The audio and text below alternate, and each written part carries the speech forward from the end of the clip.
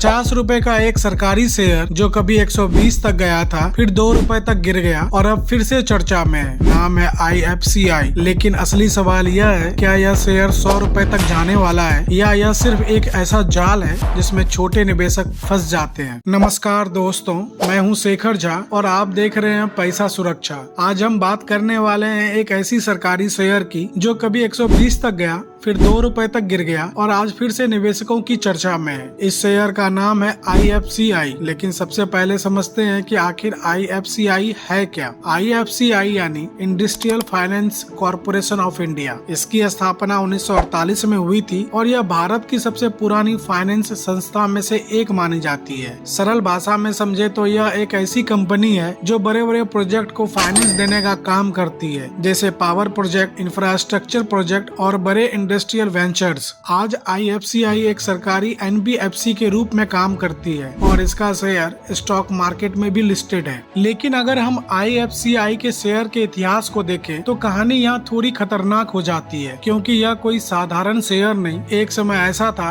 जब यह शेयर निवेशकों का फेवरेट हुआ करता था। साल 2007 में IFCI का शेयर लगभग 120 तक पहुँच गया था। उस समय कई लोगों को लगा कि यह सरकारी कंपनी आने वाले समय में बहुत बड़ा फाइनेंस संस्था बन सकती है। लेकिन फिर आया ग्लोबल फाइनेंस क्राइसिस और यहीं से इस शेयर की असली गिरावट शुरू हुई। धीरे धीरे यह शेयर गिरता गया और कुछ सालों बाद इसकी कीमत 10 से भी नीचे पहुंच गई। इतना ही नहीं, एक समय ऐसा भी आया जब यह शेयर लगभग ₹2 से ₹3 के आसपास ट्रेड कर रहा था। मतलब जिन निवेशकों ने इस शेयर को ₹100 के आसपास खरीदा था, उसका पैसा लगभग खत्म हो गया। लेकिन मार्केट की सबसे दिलचस्प बात यही है कि यहाँ कहानी कभी एक जैसी नहीं रहती, क्योंकि जिस शेयर को लोग लगभग खत्म मान चुके थे, वही शेयर कुछ सालों बाद फिर से चर्चा में आने लगा। धीरे धीरे IFCI के शेयर में फिर से हलचल दिखने लगी और कीमत ₹20, ₹30 और फिर ₹50 के आसपास पहुंच गई। अब सवाल यह है कि इतनी गिरावट के बाद आखिर इस शेयर में फिर से दिलचस्पी क्यों बढ़ी? क्या कंपनी में सच में कोई बड़ा बदलाव हो रहा है या फिर यह सिर्फ शेयर बाजार की एक और अटकलबाजी स्टोरी है? क्योंकि IFCI के साथ एक ऐसी चीज जुड़ी हुई है जिसे कई लोग इसका हिडन फैक्टर मानते हैं, और यही वजह है कि जब जब इस कंपनी से जुड़ी कोई खबर आती है तो इसका शेयर अचानक तेजी से भागने लगता है। तो सवाल यह है कि आखिर वह हिडन फैक्टर क्या है? दरअसल IFCI के पास भारत के सबसे बड़े stock agency national stock exchange of India में हिस्सेदारी है। अब आप सोच रहे होंगे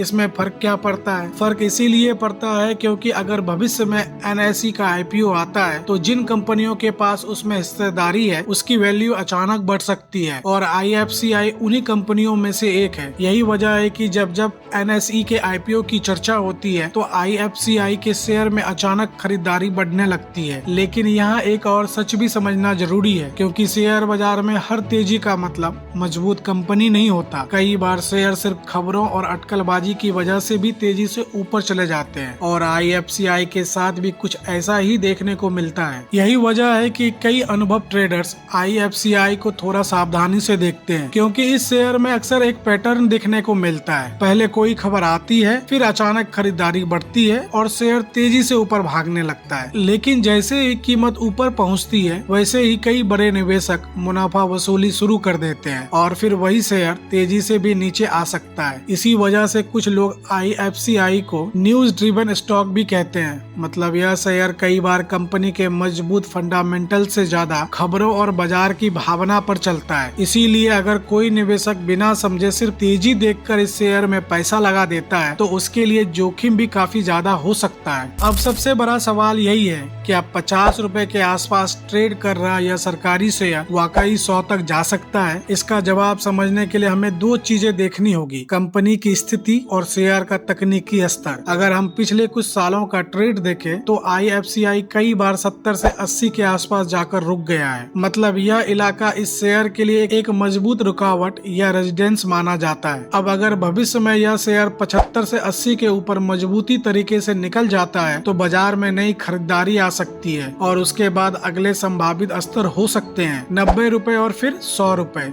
लेकिन यह तभी संभव है जब कंपनी से जुड़ी कोई बड़ी सकारात्मक खबर आए या कंपनी की स्थिति में वास्तविक सुधार देखने को मिले। क्योंकि शेयर बाजार में सिर्फ एक चीज हमेशा याद रखनी चाहिए, हर सस्ता शेयर मौका नहीं होता और हर तेजी लंबी नहीं होती। इसीलिए किसी भी शेयर में पैसा लगाने से पहले उसकी पूरी कहानी समझना बहुत जरूरी है। IFCI का भविष्य भी इसी बात पर निर्भर करेगा कि यह सिर्फ खबरों पर चलने वाला शेयर रहता है या आने वाले साल में वाकई एक मजबूत कंपनी बन पाता है। अगर आपको यह विश्लेषण पसंद आया हो तो वीडियो को लाइक जरूर करें ताकि हमें पता चले कि आपको ऐसे ही ईमानदार शेयर विश्लेषण पसंद आते हैं। और अगर आप शेयर बाजार को समझदारी से सीखना चाहते हैं तो चैनल पैसा सुरक्षा को सब्सक्राइब जरूर करें, साथ ही कमेंट करके जरूर बताइए। नमस्कार।